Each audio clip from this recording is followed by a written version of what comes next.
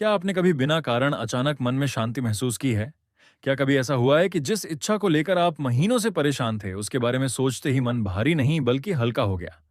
क्या आपको लगता है कि भगवान शिव आपसे कुछ कह रहे हैं, लेकिन शब्दों में नहीं, संकेतों में?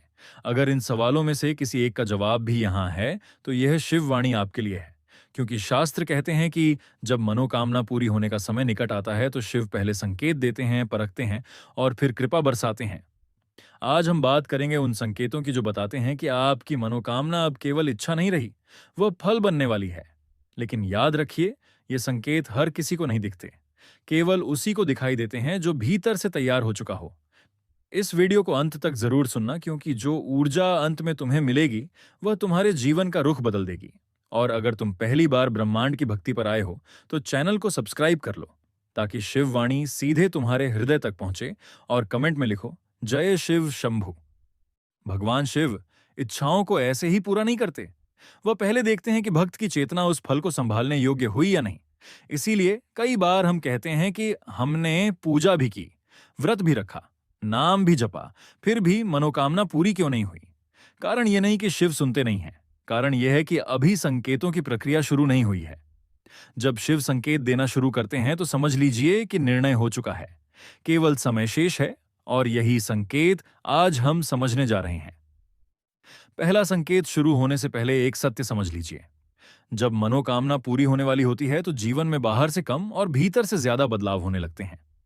जो केवल बाहरी घटनाओं को देखता है, वह इन संकेतों को चूक जाता है।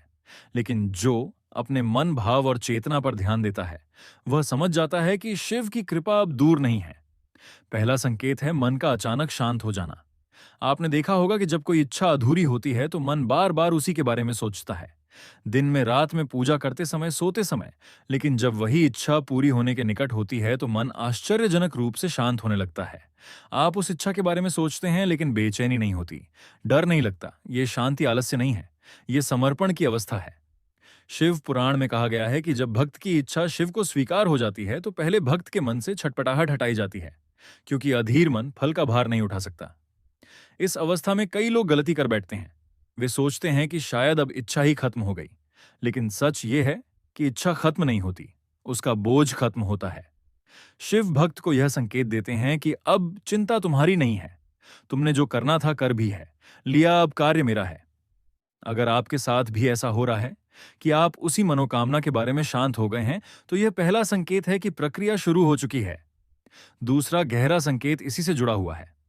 जब मनोकामना पूरी होने वाली होती है, तो जीवन में अचानक कुछ चीजें अपने आप हटने लगती हैं। कुछ लोग दूर हो जाते हैं, कुछ आदतें छूट जाती हैं, कुछ रास्ते अपने आप बंद हो जाते हैं। शुरुआत में यह सब नुकसान जैसा लगता है, लेकिन यह शिव की सफाई प्रक्रिया होती है। जिस फल के लिए आपने प्रार्थना की है, उसके रास्ते में जो भी रुकावट है, शिव उसे पहले हटाते हैं। कभी कभी वह रुकावट व्यक्ति होता है, कभी परिस्थिति, कभी आपकी अपनी आदत। शिव कभी अधूरा फल नहीं देते। वह पहले भूमि साफ करते हैं, फिर बीज को अंकुरित करते हैं। अगर आपके जीवन में हाल ही में कुछ ऐसा हुआ है जिससे आप सोच रहे हैं कि यह क्यों हुआ, तो ध्यान दीजिए। कई बार मनोकामना के पूरे होने से ठीक पहले थोड़ी अशुद्धि के प्रोसेस करते हैं। उसमें कभी हाल ही में पूरा होने से ठीक पहले वो विधा आती है। यह दंड नहीं, यह तैयारी है। जैसे खेत जोता जाता है, वैसे ही जीवन को तैयार किया जाता है। तीसरा सूक्ष्म संकेत है अकेले रहने की इच्छा बढ़ जाना। जब मनोकामना पूरी होने का समय आता है, तो व्यक्ति को भीड़ में मन नहीं लगता, शोर से दूरी बनने लगती है। मन बिना कारण शिव का स्मरण करने लगता है, नाम जप अपने आप होने लगता है। यह कोई अभ्यास नहीं रहता, यह स्वाभाविक प्रवाह बन जाता है। शिव भक्त को भीतर की यात्रा पर ले जाते हैं, क्योंकि बाहरी फल तभी स्थिर रहता है जब भीतर स्थिरता आ चुकी हो। इस अवस्था में व्यक्ति ज्यादा बोलना नहीं चाहता, दिखावा नहीं करना चाहता, अपनी साधना को छिपाकर रखना चाहता है। यह भी एक बड़ा संकेत है, क्योंकि शास्त्र कहते हैं कि फल पकने से पहले उसे ढक दिया जाता है। जो लोग हर जगह अपनी इच्छा बताने लगते हैं, उनका फल देर से आता है। लेकिन जब शिव स्वयं सुरक्षा देते हैं, तो भक्त चुप हो जाता है।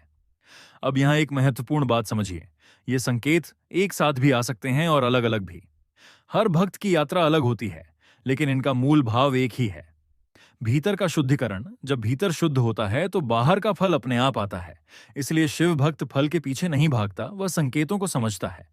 अगर आपको लग रहा है कि आपकी प्रार्थनाओं में अब शब्द कम और भावना ज्यादा है, अगर आप शिव से मांगते नहीं बल्कि उनके चरणों में रख देते हैं तो समझ लीजिए कि आप सही दिशा में हैं। यह अवस्था बहुत कम लोगों को मिलती है। यहीं से मनोकामना की पूर्ति की वास्तविक यात्रा शुरू होती है। अगर यह शिव संदेश तुम्हारे हृदय को स्पर्श कर रहा है तो इस वीडियो को लाइक और शेयर करो और कमेंट में लिखो, महादेव मेरे साथ हैं। अब हम उन संकेतों की ओर बढ़ते हैं जो बाहर नहीं लेकिन भीतर और सूक्ष्म स्तर पर दिखाई देते हैं। ये संकेत सामान्य नहीं होते। इन्हें वही महसूस कर सकता है जिसने धैर्य यह रखा हो, जिसने बिना शिकायत शिव पर भरोसा किया हो। जब मनोकामना पूरी होने वाली होती है तो शिव केवल परिस्थितियां नहीं बदलते, वह चेतना के स्तर पर संवाद शुरू करते हैं। चौथा संकेत है सपनों का बदल जाना। आपने ध्यान दिया होगा कि पहले आपके सपने उलझे हुए होते थे, कभी डर, कभी चिंता, कभी अधूरी इच्छाएं। लेकिन जब मनोकामना पूर्णता की ओर बढ़ती है तो सपने साफ होने लगते हैं। कभी आप स्वयं को शांत स्थान पर देखते हैं, कभी उजाले में चलते हुए, कभी किसी पहाड़, नदी या मंदिर के पास। कई बार सपने में शिव का प्रत्यक्ष रूप नहीं आता, लेकिन त्रिशूल, डमरू, ज्योति या केवल एक गहरी शांति दिखाई देती है। शास्त्र कहते हैं कि जब शिव संकेत देते हैं तो वह पहले स्वप्न लोक में प्रवेश करते हैं, क्योंकि वहां मन का अहंकार सोया होता है। ऐसे सपनों के बाद मन घबराया हुआ नहीं बल्कि स्थिर होता है। आप उठते हैं तो मन भारी नहीं लगता। ये सपना नहीं, संदेश होता है।